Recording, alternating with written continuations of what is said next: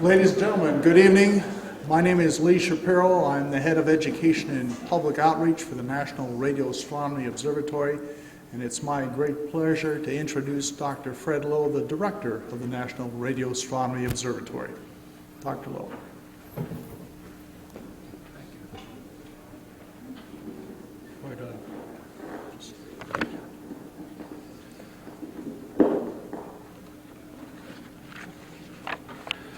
Good evening. Welcome to the 39th Annual Carl Jansky Lecture. Radio astronomy started in 1932 when a young radio engineer, Carl Jansky, was studying lightning noise affecting telegraphy at the Bell Laboratories in New Jersey. And he discovered radio waves coming from outside of the Earth. Actually, it turned out from the center of our own Milky Way galaxy. And that discovery opened a new window to the universe. A couple of years ago, there was a Nobel Prize awarded for the discovery of X-ray from outer space and neutrinos and so on. If Carl Jansky were alive then, he would definitely have shared in that prize for opening new windows to the universe. Because of that discovery, you can study phenomena in the universe that you couldn't see with your eyes. Now, I should mention that at this occasion, we're also very happy to have the family of the Jansky family here. If they could sort of identify ourselves, I want to acknowledge their presence. And that's David, Carl's son.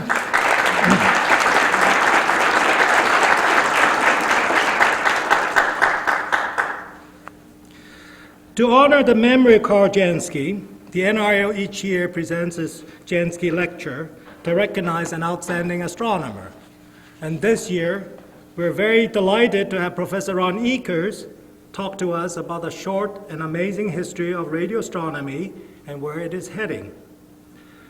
Professor Ekers is the holder of the very prestigious Australian Federation Fellowship, and he's formerly the founding director of the Australia National Telescope Facility, and is currently the president of the International Astronomical Union, the world's professional astronomy society.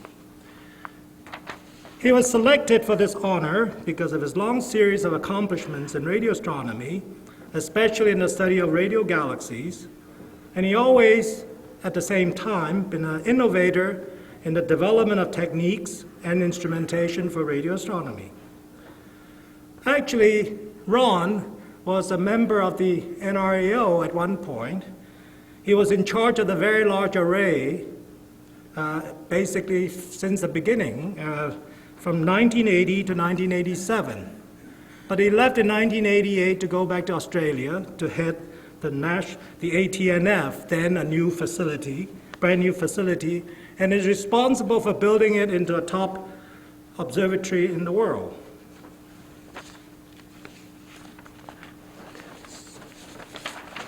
So tonight, he will tell us something about the unusual twists and turns as radio astronomy developed over the past 70 years.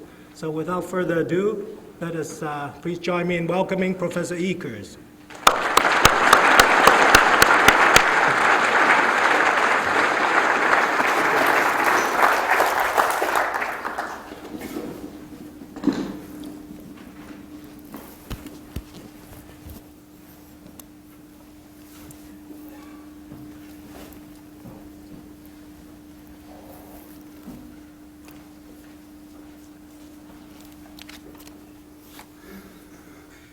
Professor Lowe, Fred, David and Curtis Jansky, ladies and gentlemen, it is, of course, a wonderful privilege to be able to present to you the Jansky Lecture this evening. I'm going to start with the formation of the universe. There was a time when everything in the universe was no bigger than this bottle top. We had a gigantic explosion, the Big Bang. The universe was then very hot, and slowly as it expanded and cooled down, we enter an era which radio astronomers call the Dark Ages. There were not yet any stars in the universe. There was no light. But slowly, under the force of gravity, the material from that Big Bang started to come together. Stars started to form. The first light appeared. And we started to see the universe as we now think about it and know it. From that Big Bang, all of the structures and the galaxies in the universe have evolved.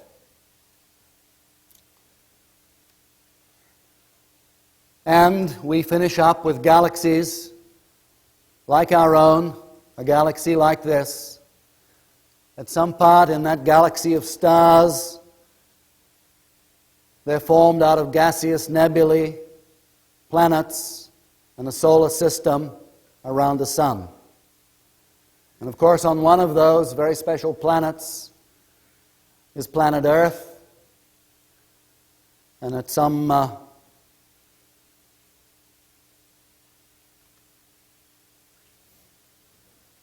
first mistake.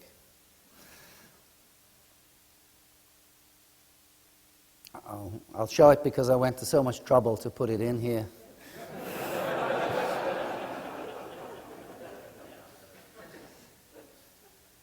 But because I didn't know I'd have it in time, I left the hide slide on. Downloaded from the University of Virginia site. Here we are in Charlottesville. So out of that Big Bang, there is the universe, there is the life on Earth. It's the reason why we are here. And of course, one of the great mysteries of science and astronomy is how can that be? How can all of this happen from a Big Bang? And that is one of the themes of these talks. How do we know these things?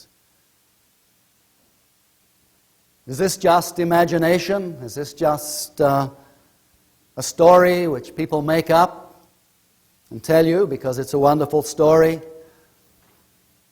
Is it some religious revelation? No, what we're talking about is the progress of science. And what I'm going to talk to you tonight is to show you in one area of science the process we go through to make the discoveries about the nature of the universe.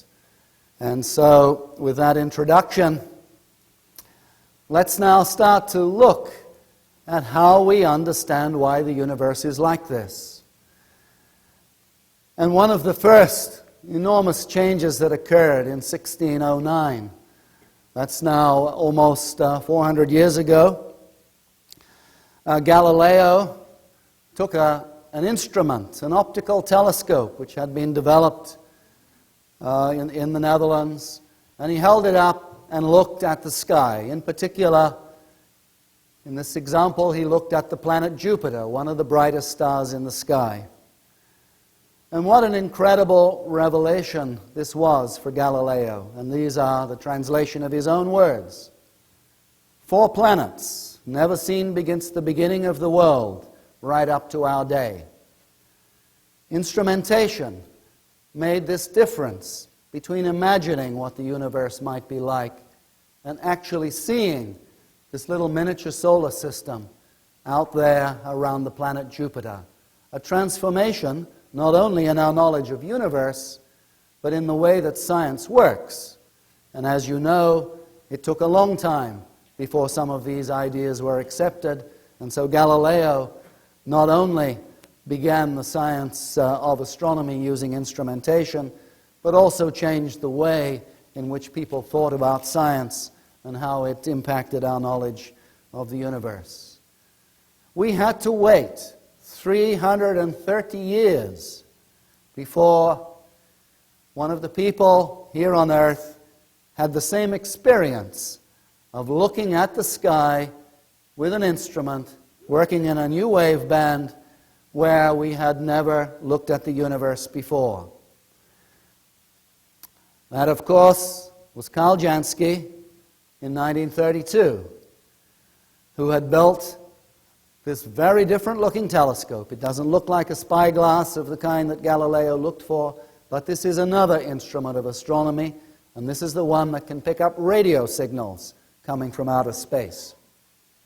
Carl Jansky, working for the Bell Telephone Laboratories, was actually commissioned to investigate the sources of noise which were affecting the ability for communication channels to be established between Europe and the US across the Atlantic.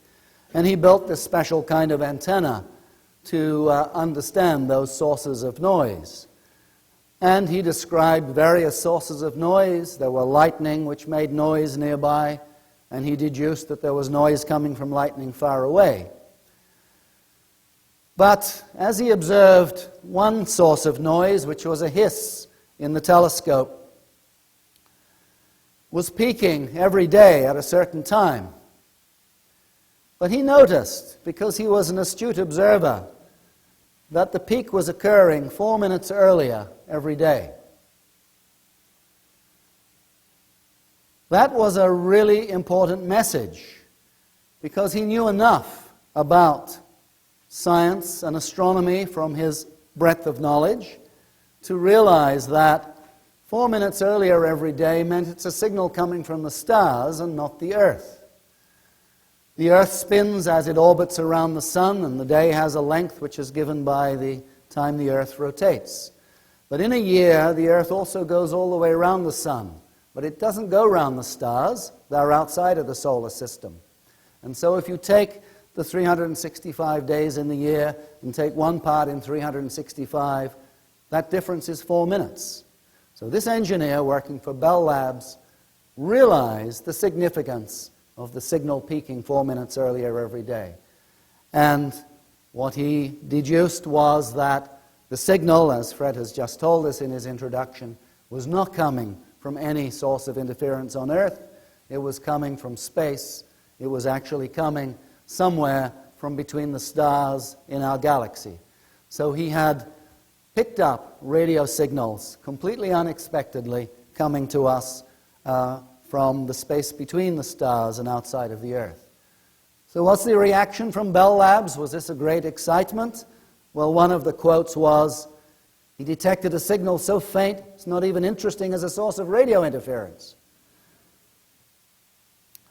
So did the astronomy community think this was a wonderful discovery? No. By and large, they ignored it. Nobody expected these strange radio signals to be coming from space. Astronomers worked at optical wavelengths. They didn't really even talk to these strange radio engineers. So, not very much happened.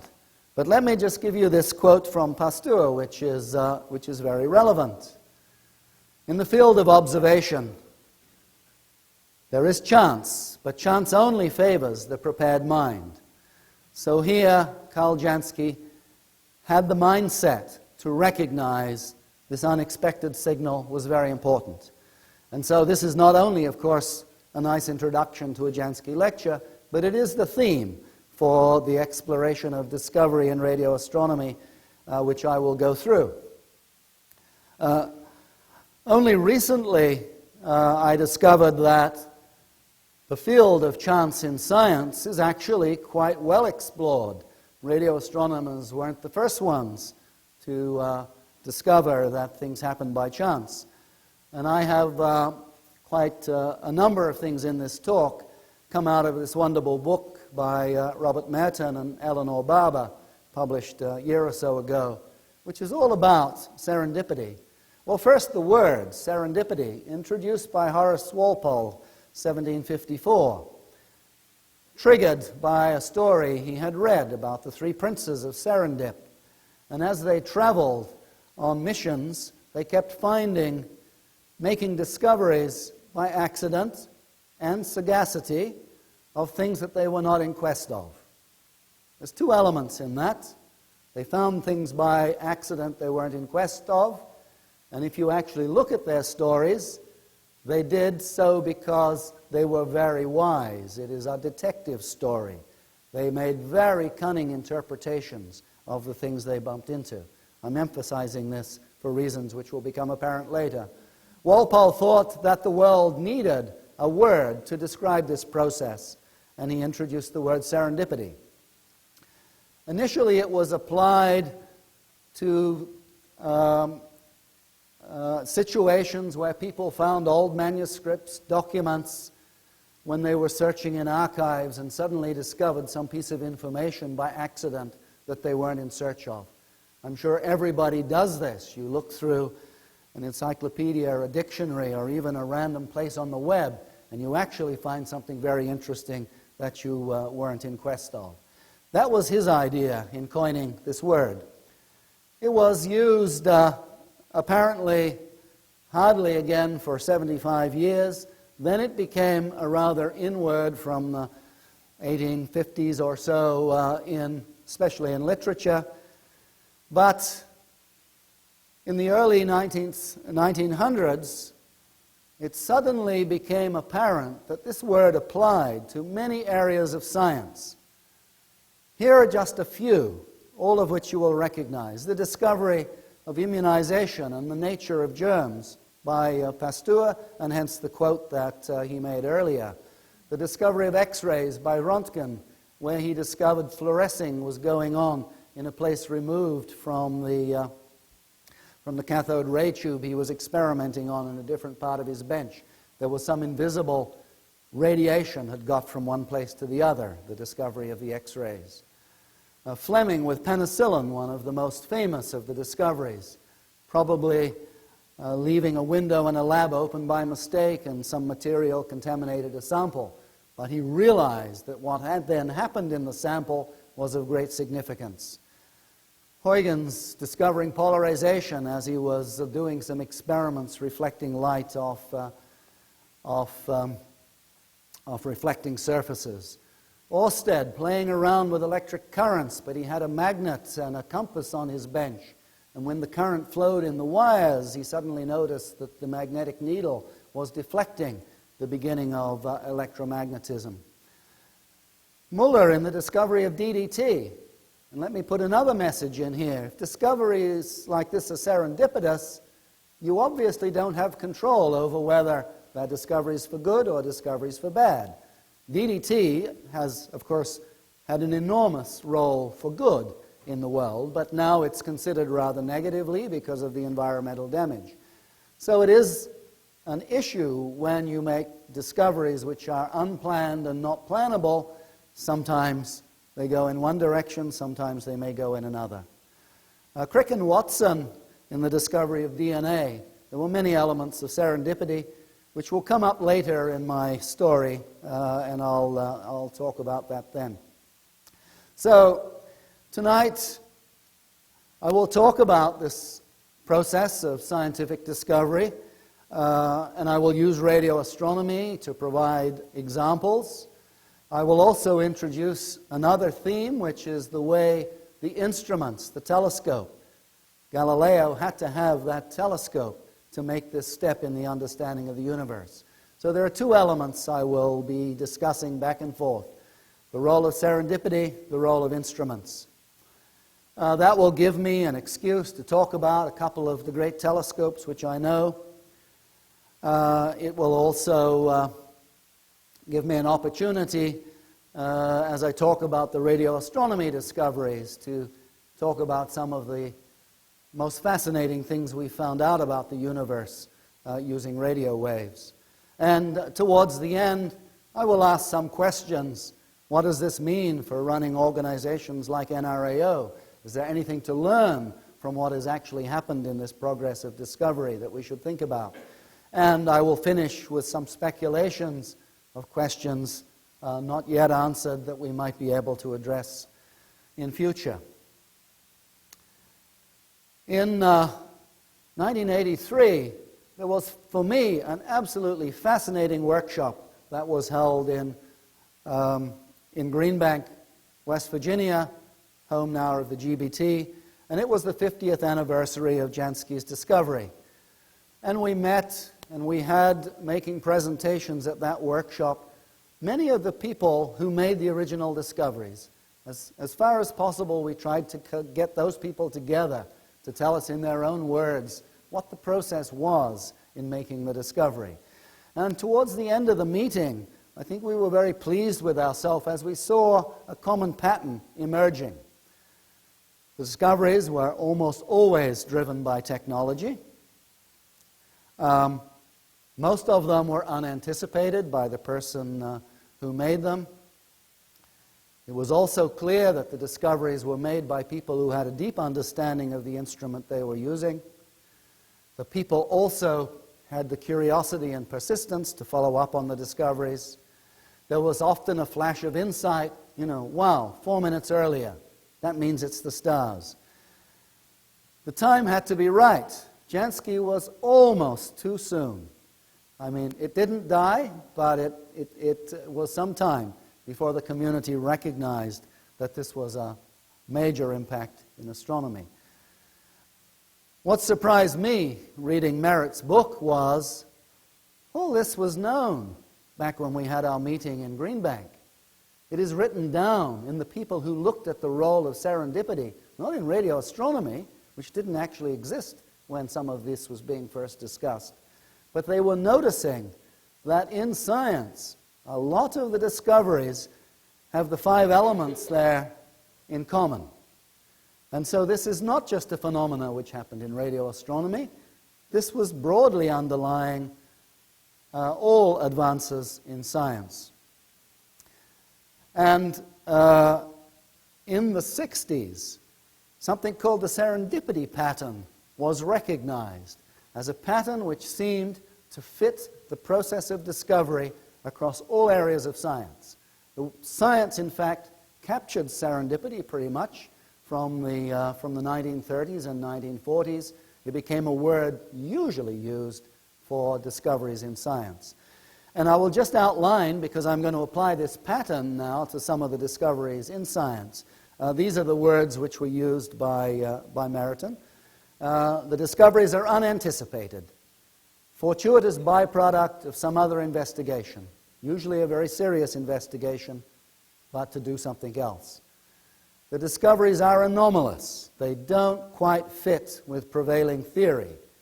And it's the fact they don't fit that provokes the curiosity in somebody who actually understands the bigger picture of what the current theories and values of science are.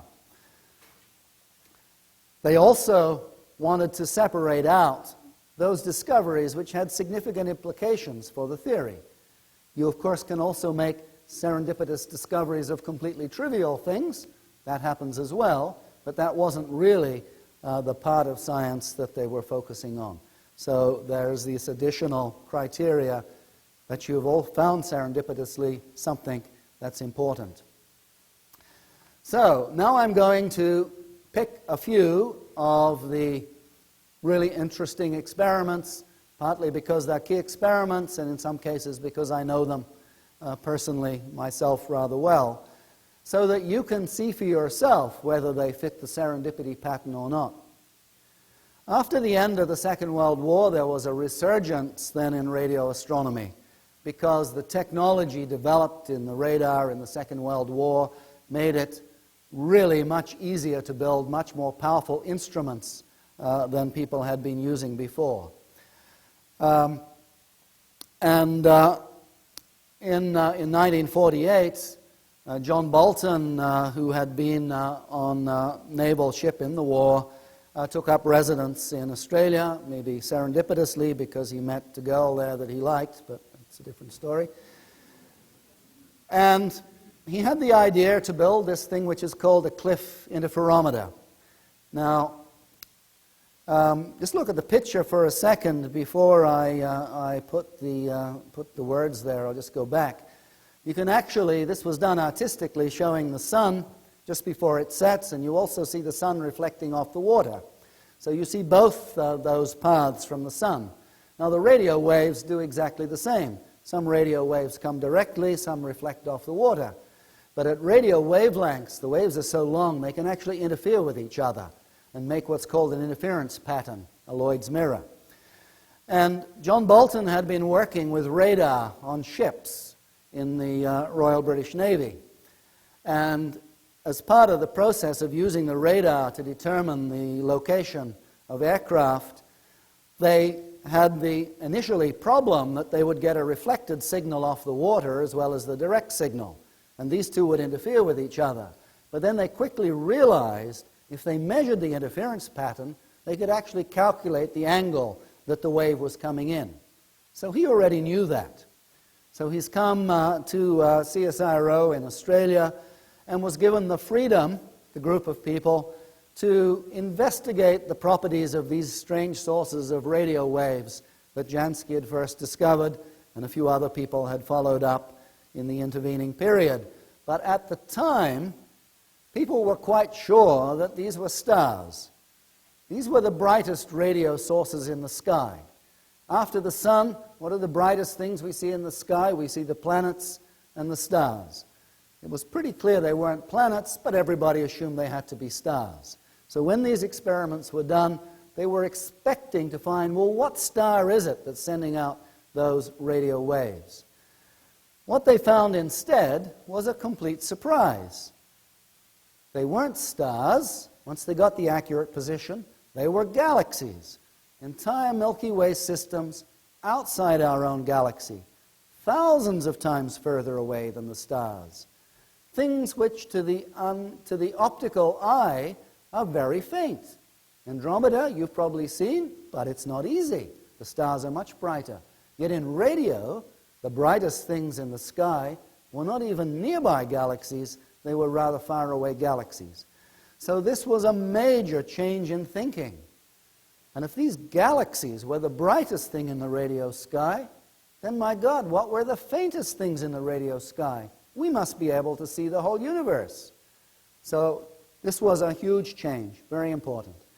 Now if you read John Bolton's paper in Nature where this discovery is described, I was surprised to find a comment in there that said, although the position is aligned with these galaxies are rather strange galaxies. They've distorted and they have dust lanes across them. So maybe they're not really galaxies at all, but they're some different kind of star in our galaxy. And afterwards I asked John Bolton, why did you put that in the paper? Surely you didn't believe that. He says, oh, it was the only way to get it published. There's another pattern. So here's John Bolton, who I've been talking about, and I've used this example because of a number of things. John Bolton was my mentor, my supervisor when I did my PhD in Australia. He gave the first Jansky lecture in 1966. His title was Stepping Stones to Quasars, which is the next step I'll take here as well. John had an inimicable style which probably wouldn't go over terribly well today, but it has left such a deep impression not only on me, but I think on the other of John Bolton's students who are around, and one of them sitting in the audience here, Ken Kellerman. John believed that you really should understand your instrument, that if you really hadn't built an instrument, you were unlikely to be able to use it effectively. So we had a very thorough training in both the instrument as well as interpreting the results. John is the person in the middle there during part of the park's construction. John Bolton also had the view that you shouldn't ask anybody to do anything that you weren't capable and willing to do yourself. So that was the style of director John Bolton was. You will pick up from the way I described the path of radio astronomy, the way that that's impacted my thinking. So here's Centaurus A, which was one of the objects where they identified the radio source. And as you see, it's a bit of a weirdo as a galaxy. It's got all this strange band across the middle. The little green spot is actually a supernova taken between the three-color plates from Dave Malin. So that's not a reason for it being weird. And what had been discovered was that these galaxies were shooting out jets of plasma which were making lobes which were radiating in the radio, and that's what these radio galaxies were all about. And this green stuff in this image is actually many, many times brighter than all the stars in the galaxy. I will just continue now with one of the radio telescopes that I grew up with and that John Bolton had a significant role in having built, 1961, after this really rush of discoveries in the 50s. There was a great impetus to build bigger and better telescopes. The Green Bank Observatory was being built in the US at the same time. This particular telescope discovered quite a lot of things, as many big telescopes did. At a very early stage, it discovered Faraday rotation. I might just say, again, as an aside, just to show how different things were then from what they are now. The students of John Bolton, we weren't allowed to do our PhD using the Parkes telescope. His view was you wouldn't have earned any PhD using a facility like that. Any stupid astronomer could make useful discoveries with a telescope like that. So we had to go out. I had to build an interferometer. Other students had to go build other things and earn our PhD the hard way.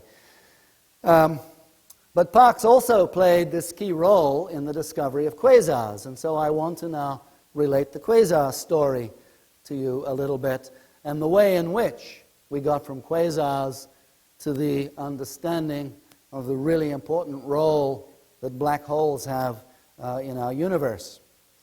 So I'm going to digress a bit to black holes. Back to 1931, famous astrophysicist Chandrasekhar wasn't quite so famous in 1931 because when he wrote a paper saying something really strange in the evolution of stars, and a star which has a very large mass may not be able to form a white dwarf, which is a star which is supported by atomic forces, but gravity would actually cause it to keep collapsing. And he was left speculating about other possibilities. And he speculated about these other possibilities in his paper, which was rejected. The authority at the time, Eddington, had a quote saying, "This is really crazy stuff. A star would go on radiating and radiating and contracting and contracting. I think there would be some law of nature to stop matter behaving in this absurd way."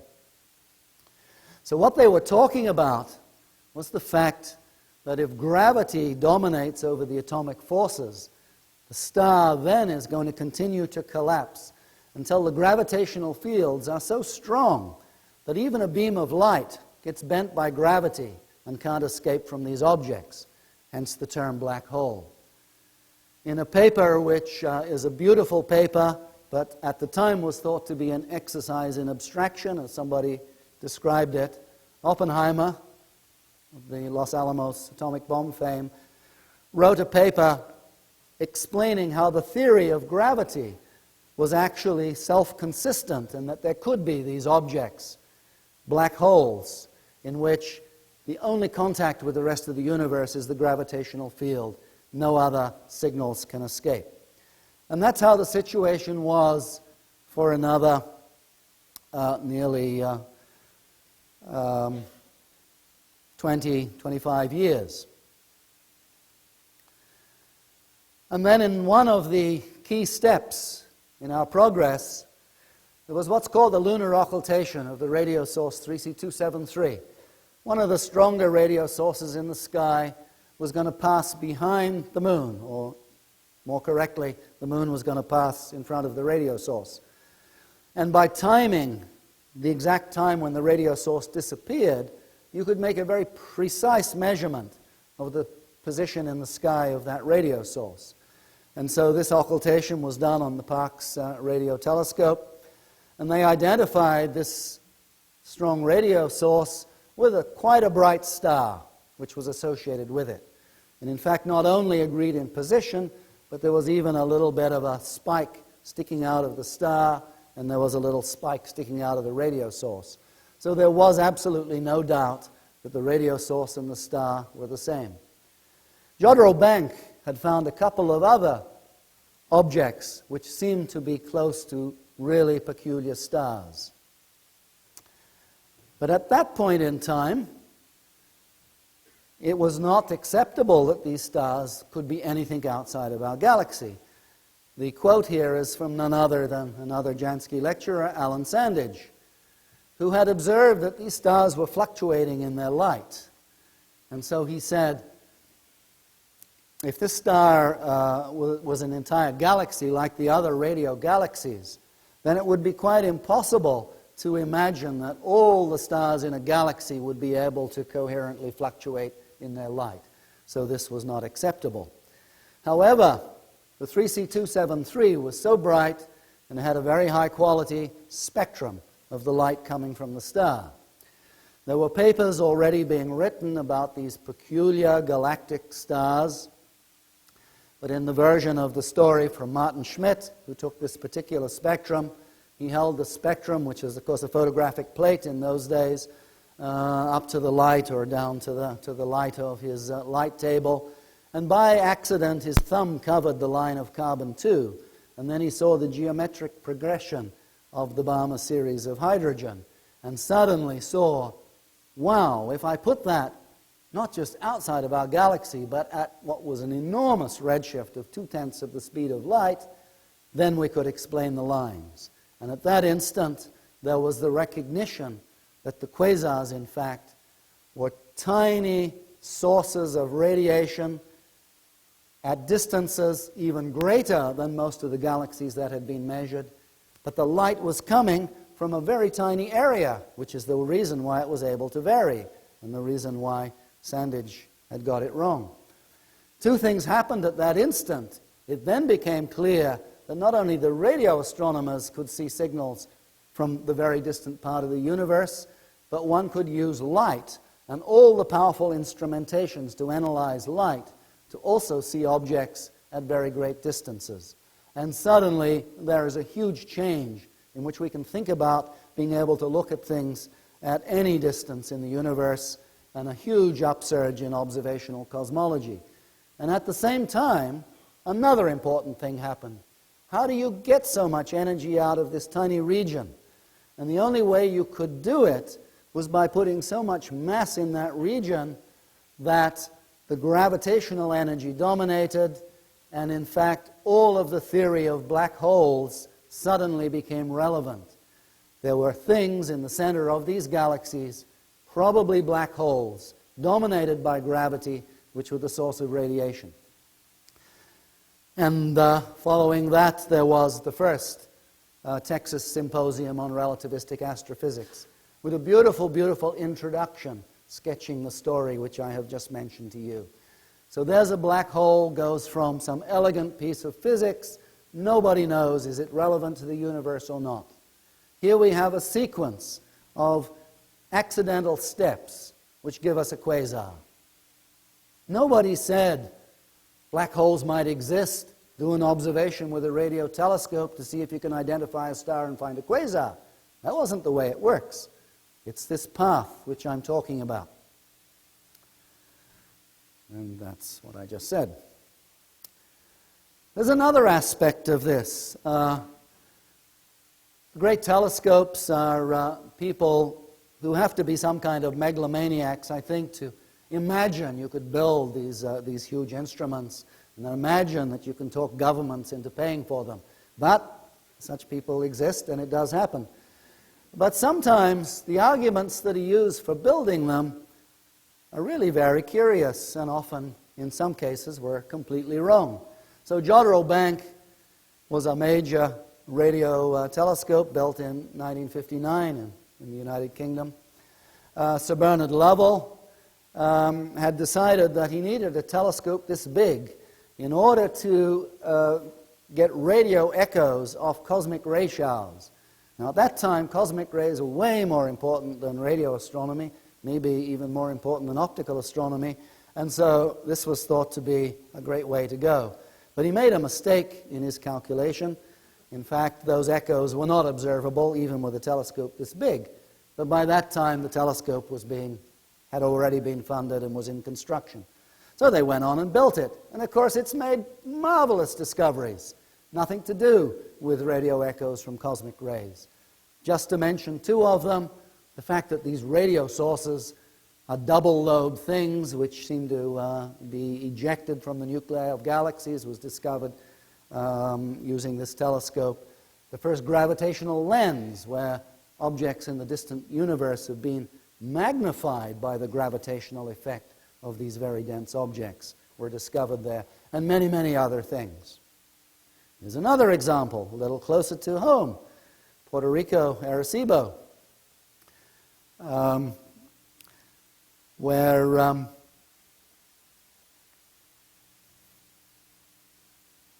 Gordon, first name has escaped me for a second, had made the proposal to build a radio telescope rather similar to Jodrell Bank, which could observe the ionospheric and satellite trails due to backscatter of radiation, a very similar problem to the Jodrell Bank problem. And he had calculated that you would need a telescope of this incredible 1,000-foot diameter, that's bigger than GBT, and realized that you couldn't build a steerable reflector that big, and so proposed this wonderfully imaginative and innovative idea of building it in a natural basin in Puerto Rico and 1,000 foot in diameter. But again, soon after this was funded and in construction, they discovered a mistake in the calculation. This observation was trivial. It was observed with a 100-foot telescope long before Arecibo was finished. However, amongst many, many other things, this telescope went on to be used for the confirmation of one of the major predictions of Einstein's theory of general relativity, in which Taylor and Hulse got the Nobel Prize in 1993. And again, Joe Taylor has also delivered a lecture here on that wonderful result, and many, many other things. I could add to this list Haystack, built to search for the needles that were going to be, some of you know about that. I might even mention GBT, but I think I will go on. Let's now return to some of these wonderful discoveries. Back to Bell Telephone Labs, now 1965. Bob Wilson in the background, student of John Bolton, Arno Penzias in the foreground. Their problem was to try and understand, rather similar to the Jansky problem, the sources of noise which were going to be relevant for communication by bouncing signals off the echo satellites. Now, in the early satellite industry, it was too hard to put complicated electronics in a satellite and keep it working. So sending a signal up and sending it back down as we do now didn't look like a good way to go. So they had the idea of putting huge balloons up in satellites, blowing them up, giving them a reflecting surface, and then bouncing a signal off them using radio telescopes. But the signal to noise when you do that is really very low, and they had to understand all the sources of noise which would interfere with them. And so they built this horn, which is a special design so that you can understand the sources of noise. What they discovered was a source of noise which they said had to be coming from somewhere out of the Earth. They eliminated all of the sources of noise coming from the telescope or on Earth. What they also, after communication with Bob Dickey, who was just next door in Princeton, they were able to make the next step was that this source of noise was in fact the Big Bang. The Big Bang that I used in my introduction, redshifted because of the expansion of the universe, so that that noise is now peaking in the radio spectrum, and that's what they had discovered. Bob Dickey, in this case, some people knew of a theory which predicted that, but Penzias and Wilson didn't. So Penzias and Wilson made the serendipitous discovery of the Big Bang. Let's pass on from the rest of it. a clear example, if we go back now again and let's think about the serendipity principle and the technology drivers, the instrumentation to make a measurement that wasn't possible before, the realization that the source of noise had very special attributes, it was uniform over the whole sky, couldn't be generated locally, and then by communication with other colleagues to discover that there was in fact an incredible theory which fitted together with that serendipitous discovery. This momentous discovery of the Big Bang that formed the universe triggered many follow-up experiments.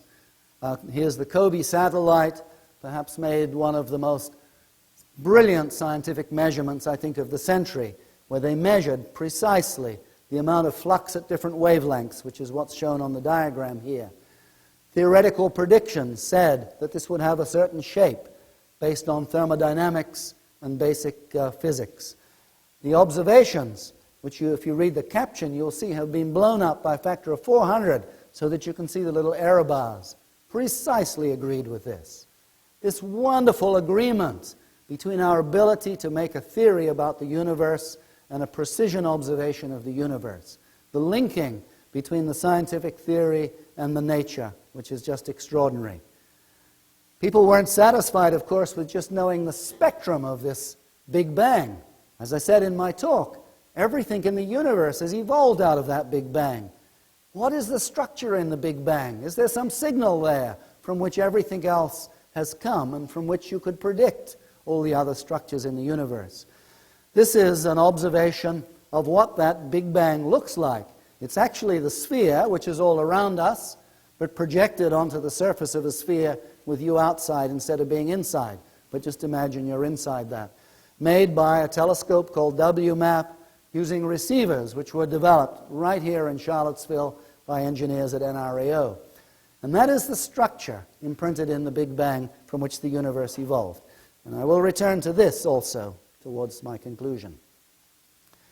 I wanted to pick just one more incredible discovery in radio astronomy.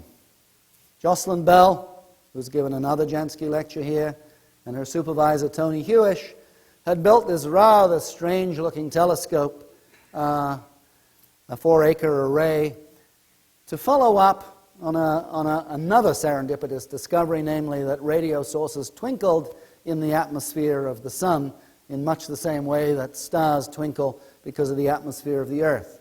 So they built a telescope to study this, and when Jocelyn Bell was working on this, looking for these sources, she made this following extremely famous record, which is a chart record on a chart paper, the amplitude of the signals, the fluctuating signals as they're picked up from the radio telescope. And you see one little squiggly piece of scruff, as Jocelyn calls it, called CP 1919. A bit further on, you see another one called interference. Now, most people would see the interference due to a car driving past or something like that and dismiss it. But Jocelyn had this attribute of being an acute observer, and she watched this, realized as she did these observations from day to day, that this particular piece of interference actually came back every day. And then when she looked very closely, well, guess what? It came 4 minutes earlier every day. Same message that triggered Carl Jansky. Hey, this can't be interference. This is a rapidly fluctuating signal that actually has to be coming from outer space. Absolutely unexpected signal that sounded a bit like this, if our audio goes.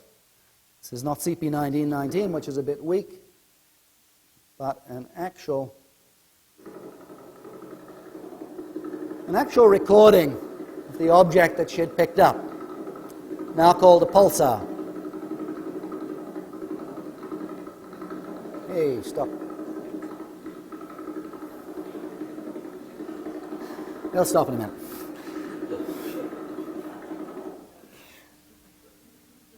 That's a real recording of this object out there in space. At first, the periodic signal, they thought, God, somebody is trying to communicate with us. Somebody, not somewhere else on Earth, somebody out in the stars. So for a short period of time, there was great excitement and considerable tension. Who do you tell? So on. But within a week they had realized that this signal actually was too regular to be coming from a planet, because if it was a planet going around the sun, the Doppler effect would actually cause the frequency to change, and it hadn't. So it soon became pretty clear that it certainly wasn't a planet. It was quite a while before people realized what it was something quite extraordinary, which is a neutron star. This is something in between matter, which is held up by atomic forces, and the black hole, which I talked about earlier, which is all gravity. But this is a state of matter where the nucleons of the atoms are all together, supported by nuclear forces. So something the mass of the sun, but is just some tens of kilometers in diameter. And each of those pulses is when something the mass of the sun spins around once. So imagine there's something out there as massive as the sun and spinning so fast that it's making that pulsing signal.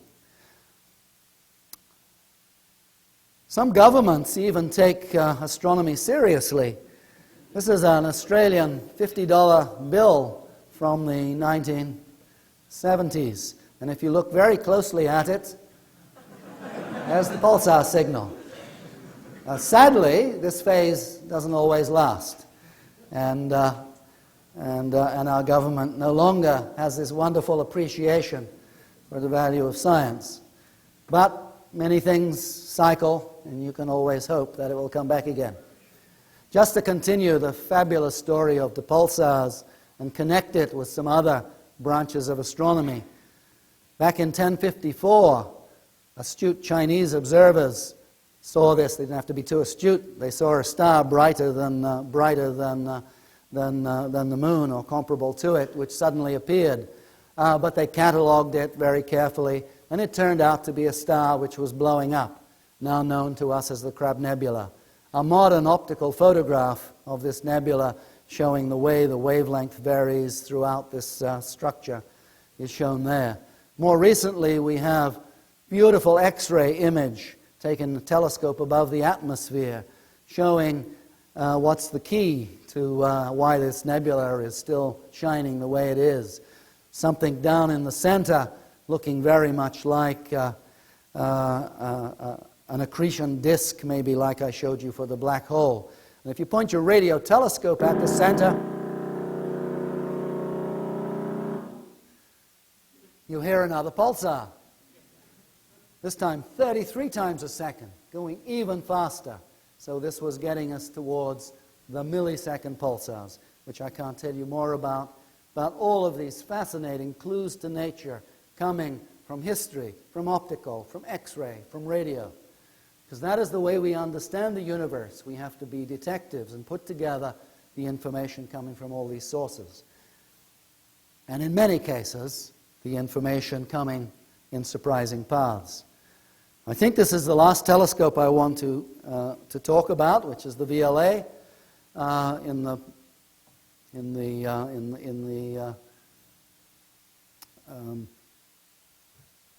amongst the radio telescopes of the world. This is certainly a giant, and one which I was involved in as it went into operation, so I knew quite well. So I thought it might be interesting to have a look. Well, why did we build this telescope? How does this fit into this pattern which I've been sketching? Well, in 1967, there was a proposal to the National Science Foundation to build the telescope which became the VLA. Dave Heshin was the principal visionary who pushed the idea of doing this, and the previous director of NRAO. And the idea was these quasars had really turned out to be spectacular with the optical resolution, of better than a second of arc, were really beautiful, and the radio images at the time were really quite crude by comparison. So the idea was we needed a radio telescope that could take a picture of a quasar with optical resolution. So the ideas were you needed to get at least a second of arc resolution, and maybe objects of 10 seconds of arc in size would be an appropriate field of view. And so that was the basis for the design of the VLA. And it has done both of those things brilliantly well. But interestingly, at about the same time, the radio astronomers in Cambridge, led by Martin Ryle, published a paper that showed that such a telescope couldn't work, because the tropospheric phase irregularities would cause you to lose coherence between the different elements, and you'd never be able to make such an image. The VLA went on and started to be built based on the idea that even if the troposphere was pretty lousy, you'd still get an image by quick calibration, and maybe 20, 30 to 1, 100 to 1 if you were lucky, dynamic range in terms of the brightest to the faintest things in the image. Now, what happened during the evolution and construction of the VLA, a new algorithm was discovered, again by reasons which are largely serendipitous. That meant that we could actually use a technique to remove the effect of the atmosphere. It's called self-calibration. To the radio astronomers, adaptive optics, to the optics community, and it meant you could actually correct for the atmosphere. So all of a sudden, the Ryle-Hindler objection was completely irrelevant. A telescope was being built which would not be hindered by the atmosphere.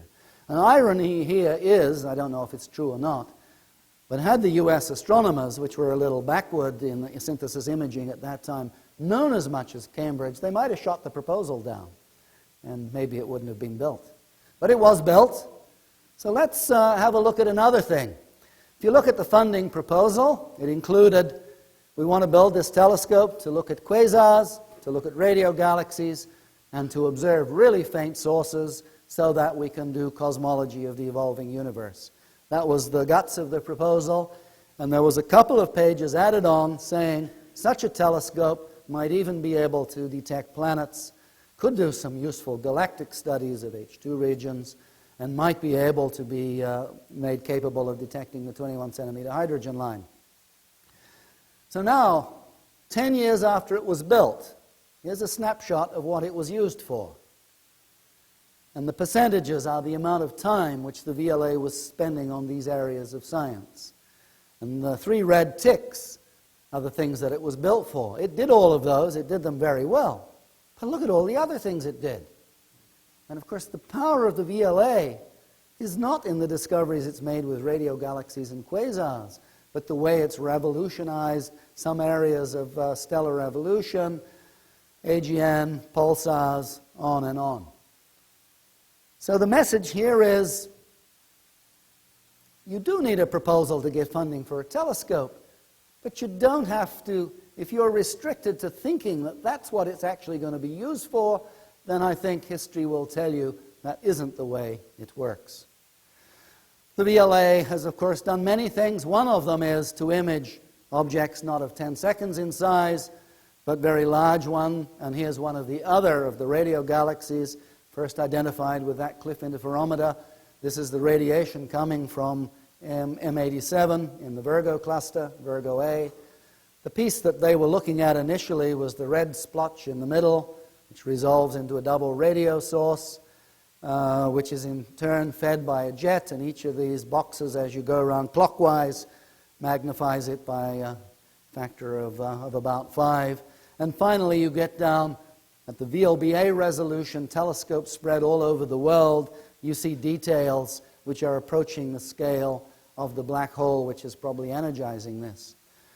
The VLA also has recently mapped this very large-scale structure all around it. The original VLA couldn't have done any more than make an image of the little red splotch in the middle, but the technology advances meant it did far more than that. But I also put the VLA image of M87 and VLBA images of M87 here to introduce another aspect of serendipity. It relates mainly to the wrong time. On the left-hand side is a beautiful VLA image of that jet coming out of what's probably a black hole in the center of this galaxy powering the radio source. On the right-hand side is a modern HST image, Hubble Space Telescope image, of the optical light because this jet is not only seen in radio waves, it is also seen brilliantly in optical emission as well. But what is interesting is that optical jet was discovered back in 1918. It was described by optical astronomers looking at galaxies. It was remarked as being a curious straight ray. It fitted nowhere into the panoply of explanations of objects. Nobody thought about the nuclei of galaxies as being special places. It disappeared out of sight, probably even under the rug, because it was an objectionable kind of thing. It didn't fit the picture that they had of what a galaxy would be back then. Or possibly, if those optical astronomers had had more sagacity, maybe they would have picked it up. Who knows? Because the second message there is, and I'm repeating it over and over, these discoveries may be of things that people weren't seeking, and they may have found them by accident. But these were not stupid blunders. People didn't just blunder into these things. These people weren't fools. There's the other component of it. The discoveries, the unexpected discoveries, are made by really smart people and people with a broad understanding of what they're doing. So do they still happen? Can they happen in national facilities? This is a rather simple example, but I thought it's rather neat and easy to understand. It's a student observing with the Parkes radio telescope. And it's the discovery not of the fastest pulsar, but of the slowest pulsar. It was Matthew Young. He was a young student observing with the telescope. This telescope, using this multi-beam receiver, which you see being pulled up into the focus, did this huge survey of pulsars, which has been enormously productive. What he discovered was a pulsar that was spinning much, much slower than pulsars were expected to spin, once every 8 seconds. There had been a theory developed, because the slowest pulsars were about 2 seconds. And so there was a theory that said if these stars spin any slower than that, they can't generate the fields that make the pulses of radio emission. So the team of experts designing this survey didn't look for pulsars any longer than 2 seconds, because they would be dead. But what happened was, this thing got aliased into the 2-second bin. The harmonics of the 8-second pulse got in there. And what Matthew was given the job of investigating was why this strange 2-second pulsar had 3 of every 4 pulses missing. And he came back and said, well, isn't it easier to say it's an 8-second pulsar, which is what it is.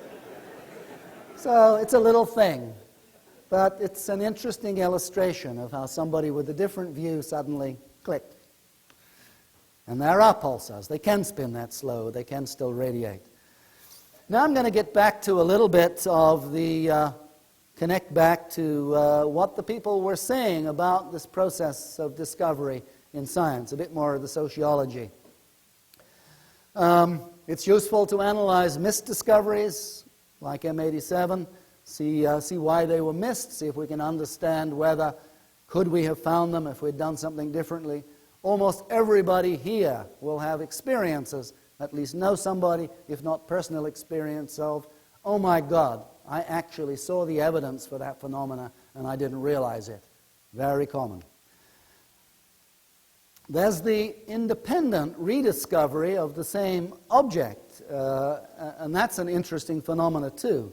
And in Martin Harwitt's fascinating book on discoveries in astrophysics, he actually uses the frequency at which people discover 2 things by accident to estimate the frequency of unknown phenomena in the universe, and then deduced how many more things there are out there which we don't know about yet. He reckoned we were about a quarter of the way there, but there's at least an order of magnitude uncertainty in some of the coefficients used in his estimate. There's the bias effect.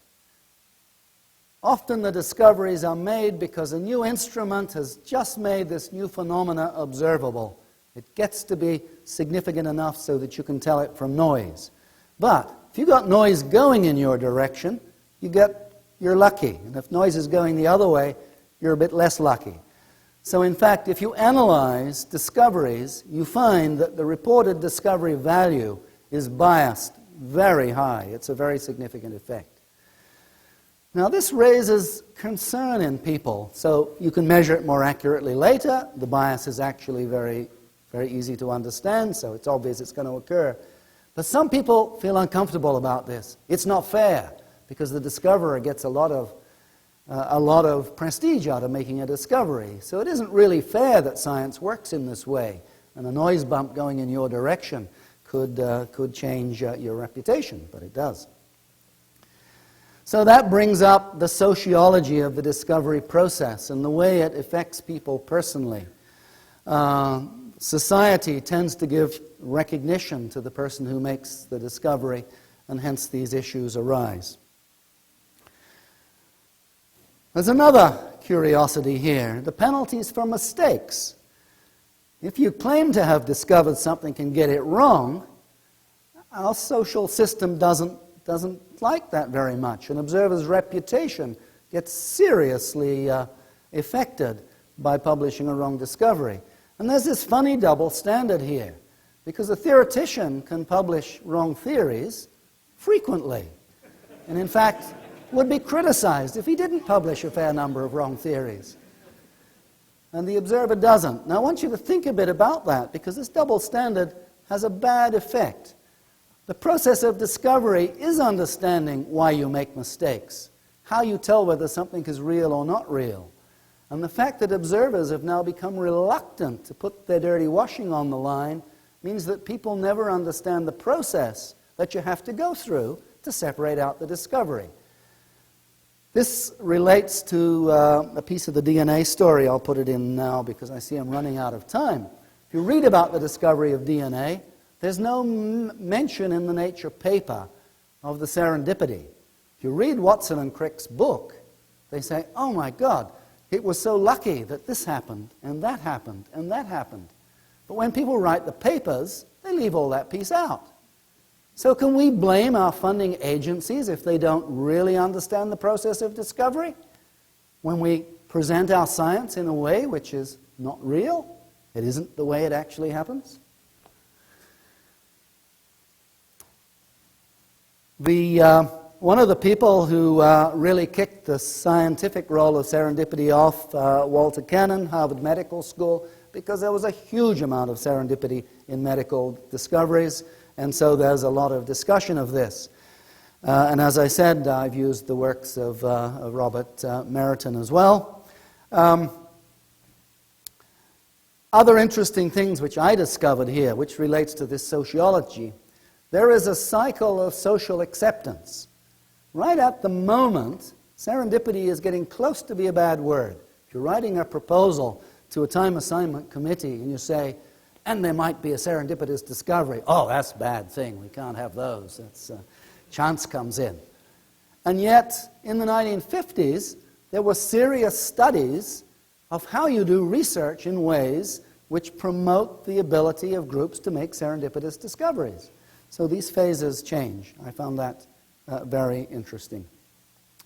And the reason why this is not easy to do this is the discoveries are accidental, yes, but there's the prepared mind and the sagacity which comes into it as well. I found another fascinating statement by Robert Meriton in his book, because at that time, companies, commercial companies mainly, and I'll mention industrial companies, which I'll mention in a minute, tried to recruit people who had serendipity. Interesting concept. And there was a test for it. How does the person respond to an exception? Now, we have many different kind of people, of course, in the world. That's what makes it all work. People are different. No one person is better than any other. That's not what I'm implying here. But people think in different ways. And there's two different responses to an exception. Some people will say, bloody hell, this is not working properly. Something's going wrong. Why doesn't it do what it did yesterday? And they feel really annoyed by the exception. And there's another kind of person who says, well, what happened here? This is really curious. I'll have to find out what went wrong. And there are these two different types. And you can actually easily, by talking to people, and each of you will probably know which type you are. Half of you will say, when is this guy going to shut up? And why doesn't he talk about real science? 90% of which is analyzing theories, making models, making predictions. That is most of it.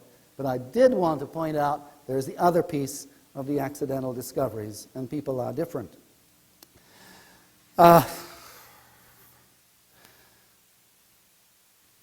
In order to explore some of these points that were made before radio astronomy was having an important influence, I thought it might be fun to take some key discoveries in radio astronomy and, for example, apply the serendipity principle and see how many it fitted, how many it didn't fit. So to do this, I've been greatly aided by this little list here, which was compiled for a paper written by people listed down the bottom there just a month or so ago. And each of us writing this paper for the SKA Science book on exploring the unknown had their own list of discoveries, but this was a list which all 5 of us could agree on, so it has some kind of credibility as a list. Now I took that list of discoveries and did a few tests on them. How many were triggered by technology?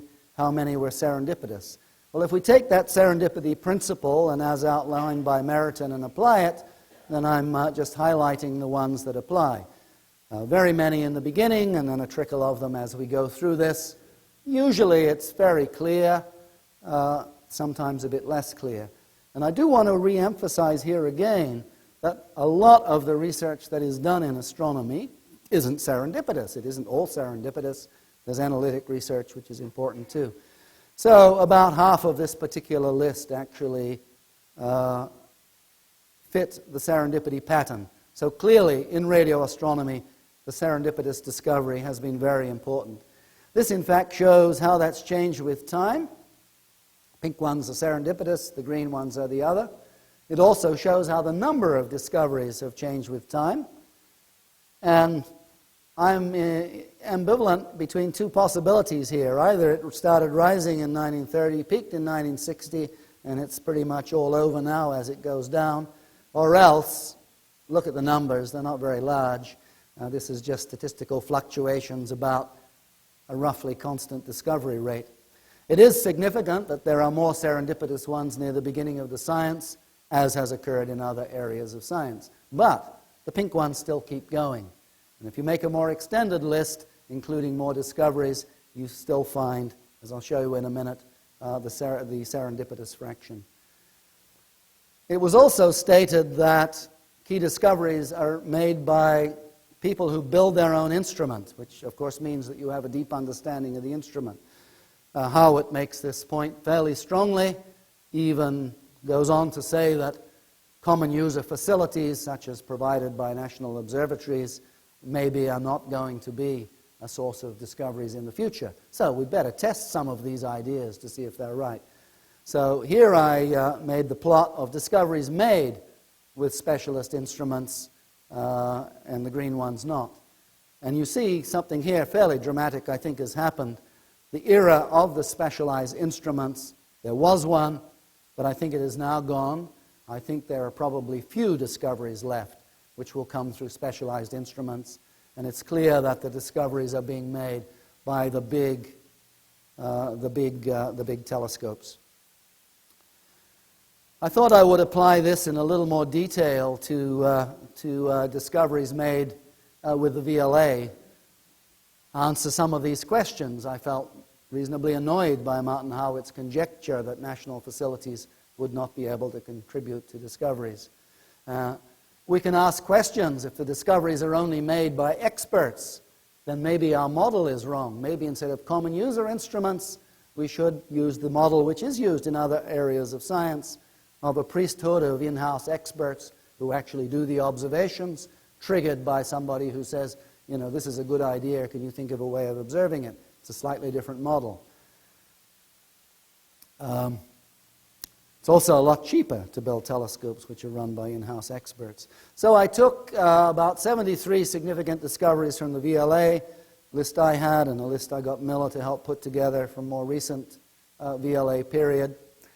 60% of those had the direct involvement of a VLA expert. That actually surprised me very much. Whereas the VLA scientists get about 10% of the observing time. I think this needs to be analyzed a little more. What I thought was nice was that 25% of the ones we listed still hit the serendipity pattern. So serendipity goes on. And I had a few examples I wrote down there. The filaments in Sagittarius A, the brown dwarfs found by the summer students, the emission from the brown dwarfs, galactic superluminals, and there are many of them. Just summing that up, that evened the balance a bit between the expert and non-expert. So here was the number of discoveries in this list made by in-house experts, dominating the ones made by non-experts. But if you take the serendipitous ones, things got a bit more even. And that actually might fit the pattern that they've seen in other fields, where it's people outside the field who are not constrained by knowing too much, are likely to try something a bit different. Oh dear, I have this trimmed down to fit. The very last component here, I'll go over very quickly and then I'll get to my conclusion. That's the role of technology. It's been just so clear in radio astronomy that most of the discoveries are led by technology. That's kind of obvious. It turns out to be true in all areas of science. Most of the advances, the Solar Price studied this way back, across all science. In fact, many of the discoveries follow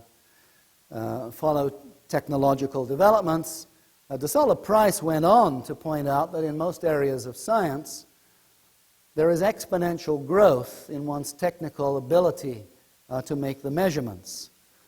And that's actually quite striking and very interesting. It led him to coin the word little science, big science, because exponentials mean that you have a doubling time every n years. You have to build something which is twice as powerful as you have before. So there's new technology which lets you do that, but also your instruments get bigger and bigger and bigger. And so if you're going to continue up an exponential, an individual group can't build the instrument anymore. They've got to collaborate. They've got to work together with other people. You get teams of people. And then you get nations collaborating. And then finally, of course, you get international collaboration, which allows you to continue the exponential development. Martin Harwitt also talked about this, so I'll have to pass on quickly. Here's an illustration of the way in radio astronomy the sensitivity has behaved in this exponential way common for many other areas of science. A figure which I think Ken Kellerman first used and has been updated and adapted. It shows the weakest radio signal you can detect against the time at which that detection was made. It's a log plot, the vertical one against a linear plot, and the red line is an exponential. And you see over the if we forget the ones in brackets, which are projections, stop at 2000 and a bit, over 70 years, our facilities have followed this exponential. It was also quite a surprise to us to discover, this was done as part of the group I mentioned earlier, not only did the faintest radio source fit on this diagram, in which the relevant technology is imaging ability, the faintest pulsars actually fit on the same line, in which case you need the time domain resolution. And I suspect, but we haven't done it yet, the spectral lines will fit on exactly the same domain where you use the spectral information. I meant to take that out.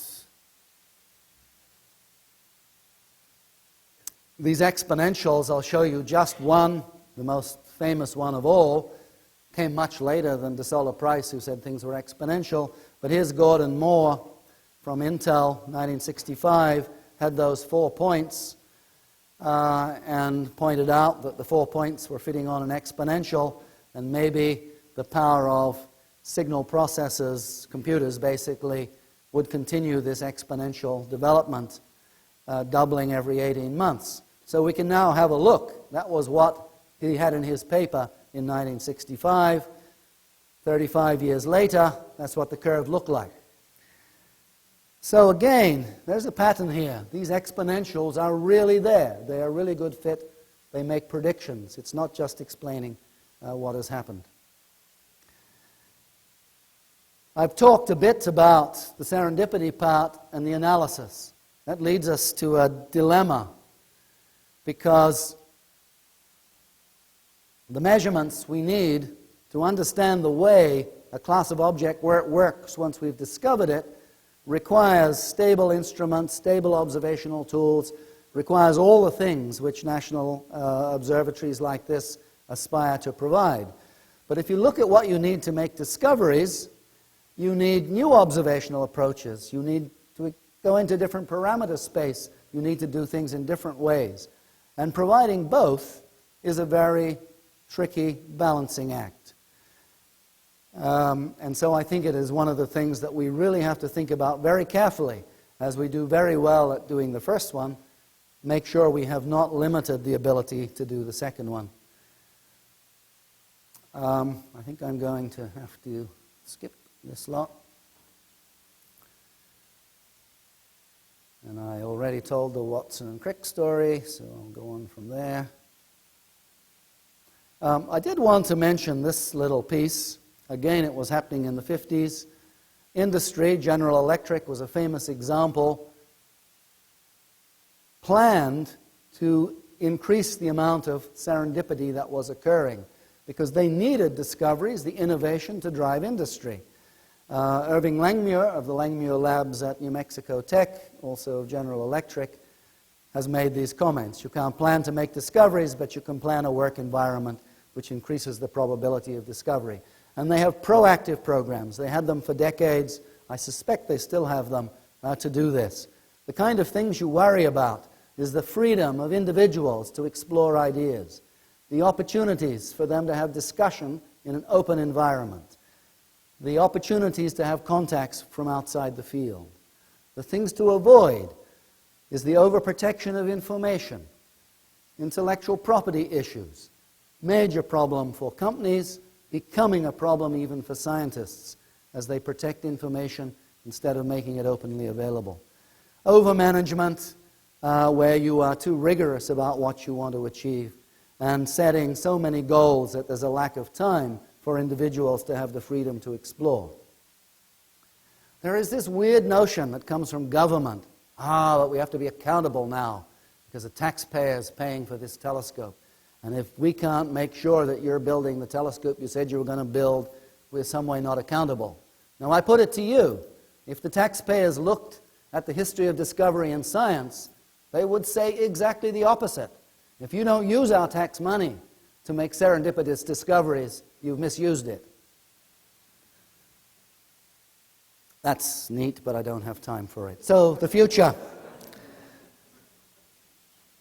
How do we use this knowledge now to move forward? Sorry I've gone over. Can I have 5 more minutes, Fred? I get too enthusiastic about this topic. Well, we need, obviously, to exploit the new technologies which are emerging continually to build new instruments. There is still an exponential explosion in technology, so we can take advantage of that. That's why it's possible to build ALMA.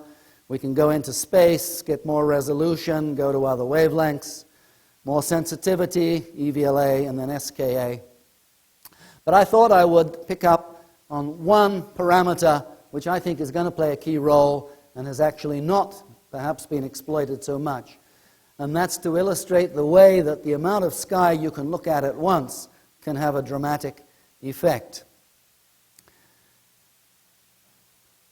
Oh, I didn't think that was there. So I'm going to talk about a telescope called the Square Kilometer Array. It's still a vision for the future. But one of the things which that telescope wants to do is to be able to look at a large area of sky at once. At radio wavelengths, this is relatively easy. And the SKA started with a spec that we wanted to see a square degree, 20 centimeters.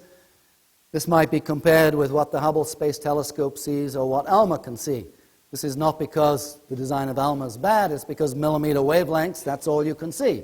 You have to live with that. But since at centimeter wavelengths we can see a lot of sky, let's exploit it. And the really fascinating thing is there are new technologies which will let us exploit an even bigger field of view than that. So I was going to go to one big question in physics today as my concluding comment, and illustrate how wide field of view in a next-generation telescope might possibly answer it. This is back to the beginning of my talk, the expanding universe. The stars at the bottom of those 4 models there are the Big Bang. The universe is expanding, as you saw. The question is, does that expansion stop? Does it all come around back in on itself to a big crunch in the future? Does it continue expanding forever and ever? Or does it even expand faster than it's expanding now? Well, the remarkable result of a number of observations over the last decade have actually shown that the least expected result is the one that's come in. It is accelerating. Something is making the universe expand faster and faster. It is not slowing down under gravity. And because of that, people have had to invoke new things in the universe to make this happen. So we now have the following incredible situation, where the part of the universe we understand is the red part of that pie diagram, the 5%, which is the ordinary matter we see, we know that we work with. We know there's about a third of it which is in gravitating matter we can't see, and now because of this acceleration pushing the universe apart, we have to make up 62% in an unknown form of energy which nobody knows anything about. So how could we answer that question? Well, we could answer it going back to WMAP, and people noted that if you look at all those little speckles, take their Fourier transform, you find that the universe is actually ringing like a bell. There are certain notes which are acoustic oscillations, and the peaks are the frequencies of these notes. As time goes on, this information slowly gets lost because nonlinear instabilities wipe out the signal. But back at a redshift of about 1, there's still some signal left. And if you measured all the galaxies all over the sky as point samples, you can actually Fourier transform this distribution over the sky and find the faint pattern left of those wriggles. And the way in which those little wriggles change with time relates to the way in which dark energy works and evolves with time. So, do we have any more things to find out? Yes, we do. And here's an example of how a future radio telescope with a huge field of view can actually map the billions of galaxies necessary over the whole sky to pull that signal out and answer the question of what the dark energy is and how it's evolving with time. Telescope could even look like that, focal plane arrays in many dishes. So thank you. I'm sorry I ran over time. And especially, thank you, Mr. Jansky.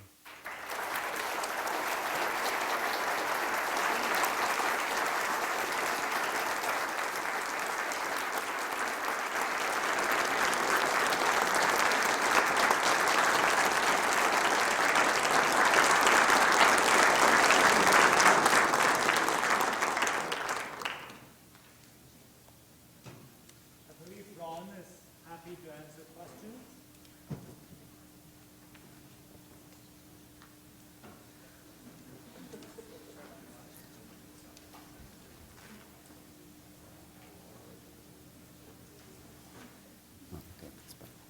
Yes. I have a question about you had made the point that large general telescopes are more likely to make discoveries than specialized instruments,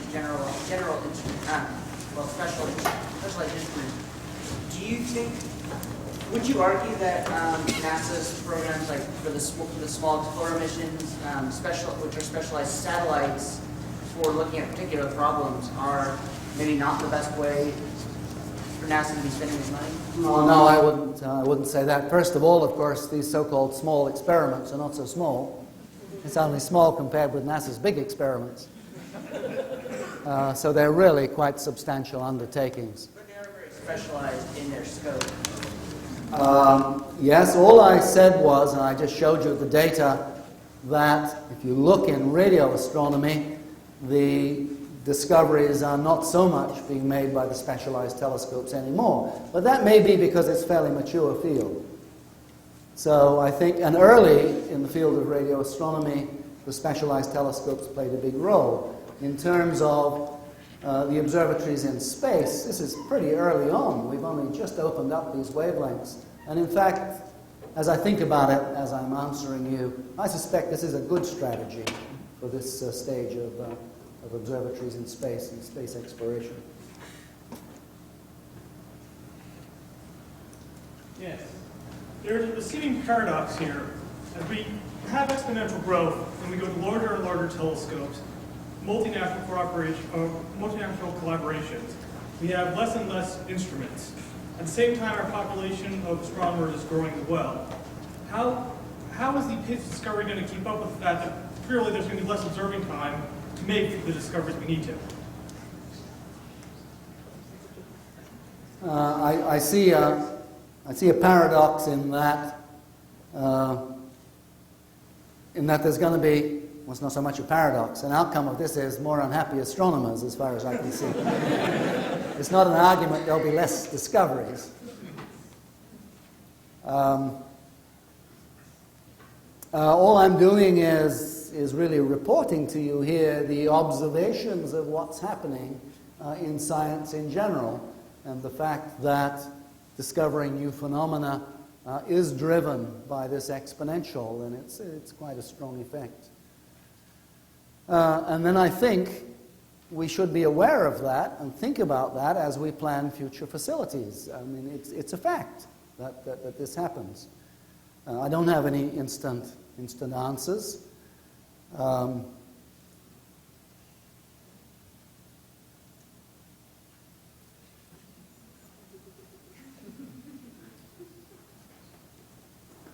Other questions? If not, let's thank Professor Jansky.